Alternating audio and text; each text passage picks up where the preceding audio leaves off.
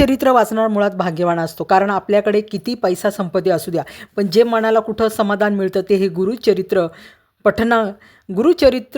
पठण करताना आपल्यात काही दोष असतात. उदाहरणार्थ घरात मुलीचा विवाह होत नाही, व्यवसायात प्रगती होत नाही, मनासारखी नोकरी मिळत नाही, काही ठिकाणी सगळं ठीक आहे पण पती पत्नीचे मतभेद आहे. या सगळ्या प्रश्नांचं उत्तर एकच आहे. गुरुचरित्र आपण वाचतो तेव्हा वेगळ्या प्रकारची आपल्या शरीरात ऊर्जा मिळते.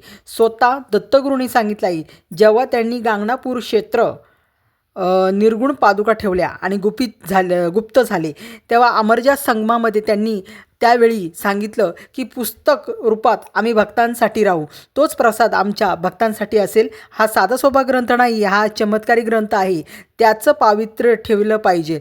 म्हणूनच सांगितलं आहे 7 दिवस गुरुचरित्र पोथी ही हलवायची नाही. पोथी म्हणजे काय, साक्षात दत्तगुरू आहे ज्यांनी जगाचा गुरुपद घेतला आहे.